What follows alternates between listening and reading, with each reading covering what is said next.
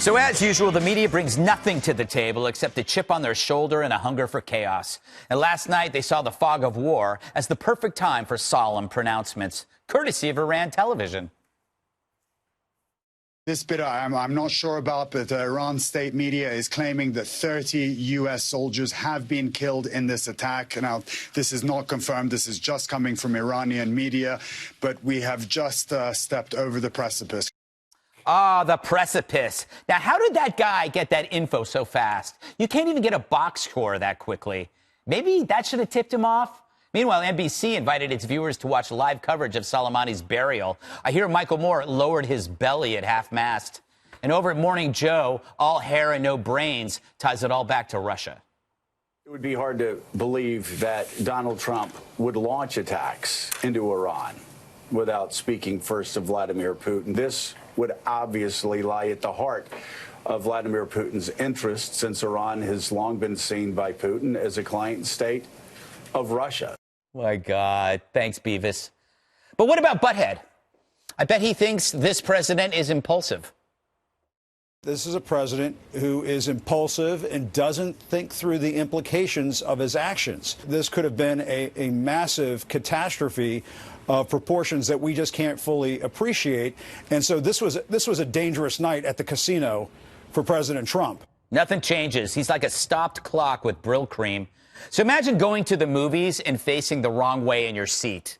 That's the media. Always missing the big picture, preferring a story that matches the voices in their heads. Saying, hey, guys, seems a little early to call this World War III. That only pisses off the Jeff Zuckers of the world who count on chaos to make bank. Just ask the Covington kid.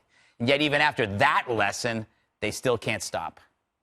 We're only here at this moment, this very dangerous moment, because of Donald Trump's impulses. These kinds of world-changing and historic calamities. We're at the early stages of a hot war. It is a monumental moment. This is exactly what many foreign policy and national security analysts feared here in Washington. This could have a very significant effect. We may be on a road to a very different Middle East come sunrise. This is a really very grave and serious moment.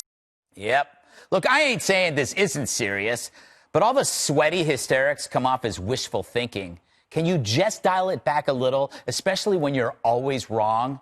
But maybe that reporter was right. We are on the precipice of peace, not war. It's certainly not over. It's Wednesday, which is better than Tuesday. Last night was just another chance to scare the crap out of us. For the media in the Trump era, the apocalypse is every day that ends in Y. Shannon, why?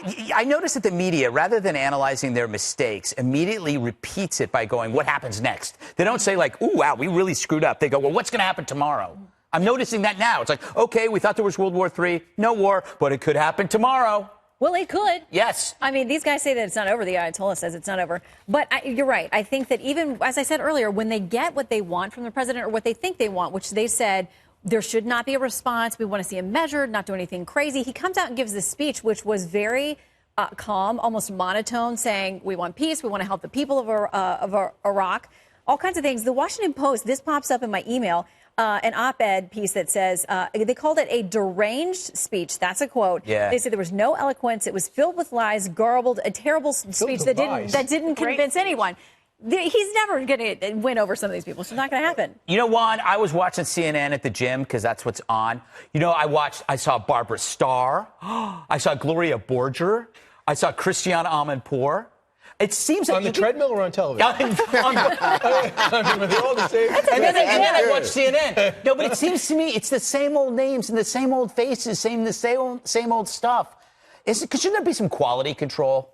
You mean all the way back to weapons of mass destruction? Yeah, when the media just went along and said, we'll go along with the administration. Yeah, sure. There must be weapons of mass. But they're wrong now. The press's job is to be skeptical and to challenge authority. Especially and to when say, there's a Republican. where are the facts? Where are the facts that justify you going out and setting off what could have been a tragic situation? We're happy today that things have gone down quietly, but, you know, you've got to understand one errant missile could have been a tragedy. The other thing to say, I really disagree with the business about the reporter.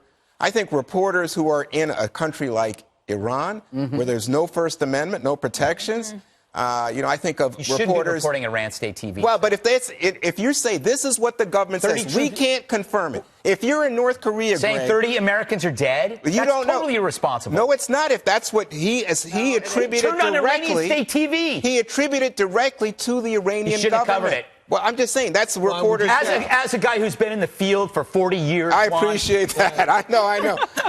But imagine if you were in North Korea. Sometimes, if even a Fox reporter has to say something because the North Koreans are monitoring. How about this? The Iranians are saying 30 are dead. The Americans are saying none. Right. The American public can make a decision instead of saying they're saying 30 are dead. I don't know. One of the reporters actually saying, I don't know if that's true or not. What do you mean? Okay, maybe you should wait. Well, now we know. Well, now we know, but then we didn't. Last night was breaking news. Christopher Hayes said, clearly the war in Iran is madness and strategically and morally a disaster in the making, and don't believe anyone that tells us otherwise. Oh, thanks. I appreciate the analysis. But Lawrence O'Donnell, Trump wagged the dog, and now the dog is wagging Trump. Really? By hitting the middle of an empty base? Yeah. No, it's like, okay, so he prevents Benghazi happening at the U.S. Embassy in Baghdad. The whole press says it could have been a Benghazi. It was in Benghazi, and then they find out more information, and it's actually not that. And then he doesn't get credit for preventing an attack.